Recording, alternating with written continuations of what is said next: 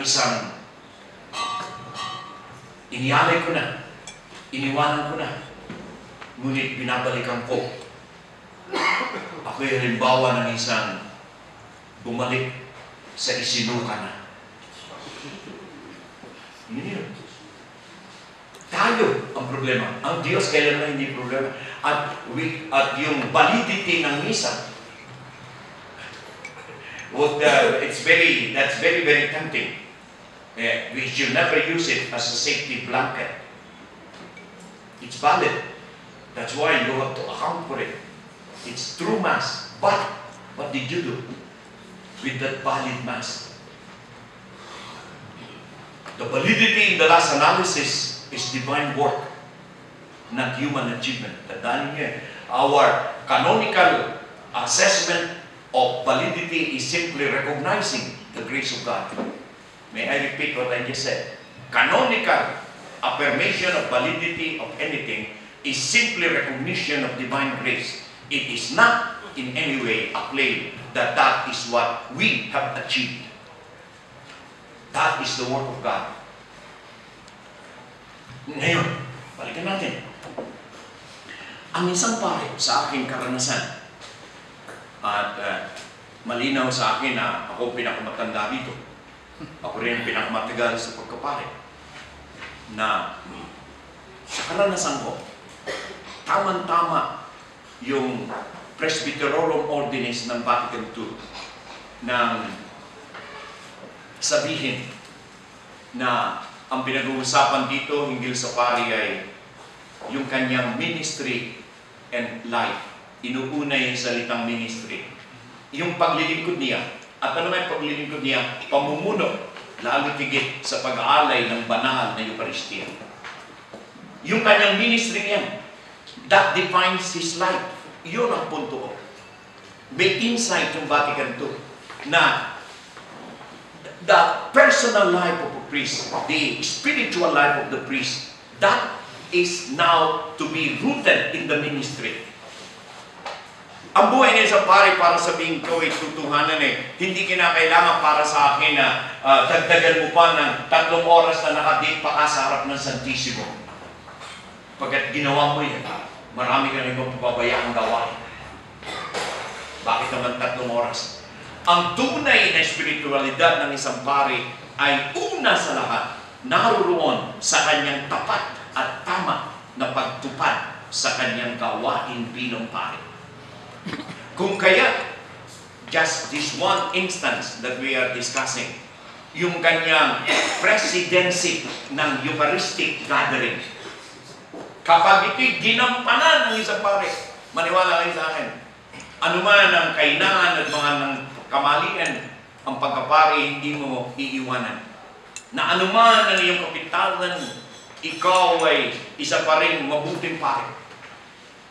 Ngunit, pabayaan mo yung iyong ginagawang paglilingkod, lalo tigit pamumuno sa Santa Misa. At natitiyak ko sa iyo, natitiyak ko sa dami na nakita kong kaso, na ikaw ay papalayong dinadala ng baha mula sa pangpang ng kaligtasan.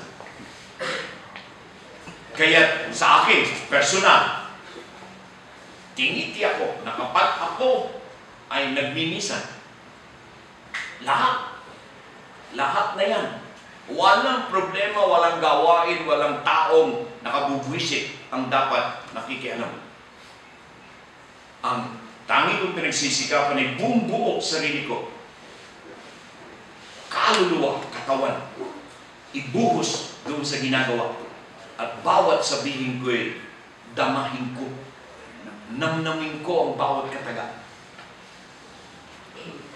Yun po, kung ako'y tatanungin, yung tinatanong, kaya sinabi ko na.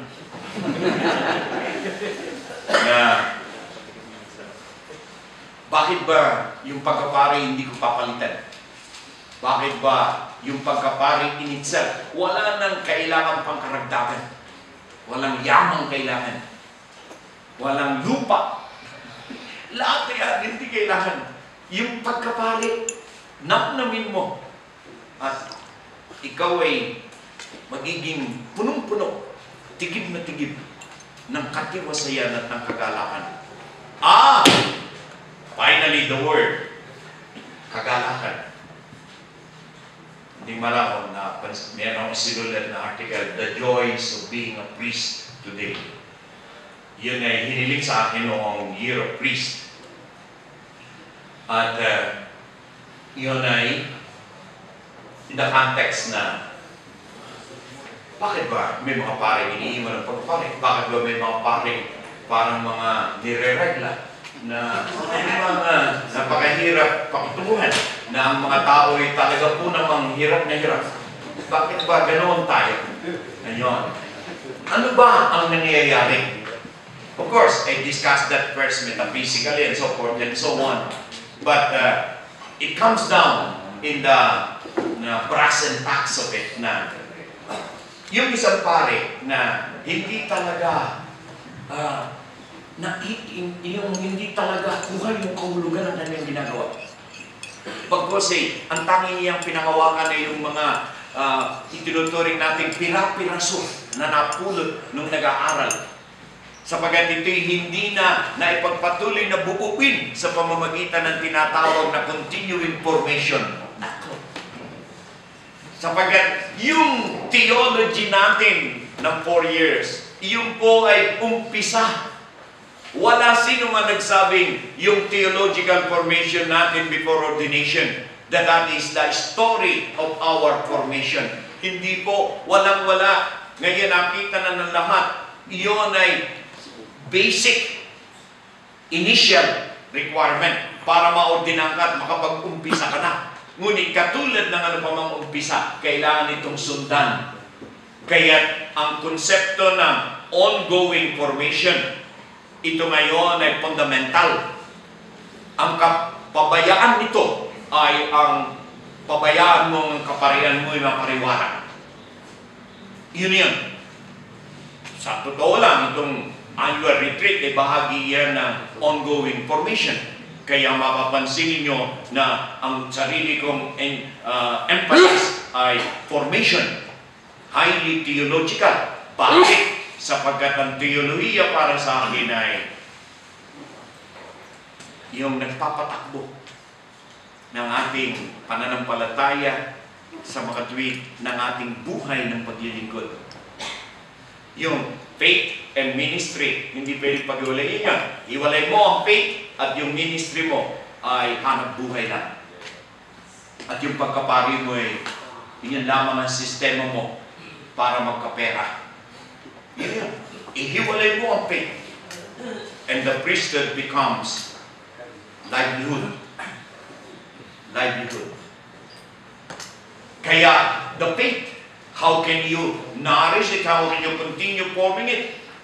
Through theological maturation. Kaya po ito, kung yung theological maturation ang binanggit ko, na yung palang bawat Eucharist ay hindi yun lamang konsagrasyon ang pinag-uusapan, pagbabago ng tinapay at alak. Napakahalaga pala yung sarili kong pagbabago. Sapagkat pag hindi ko sinabayan yon, yung aking pag-aalay ay hindi totoo. Alay nila yon, hindi ako kasama.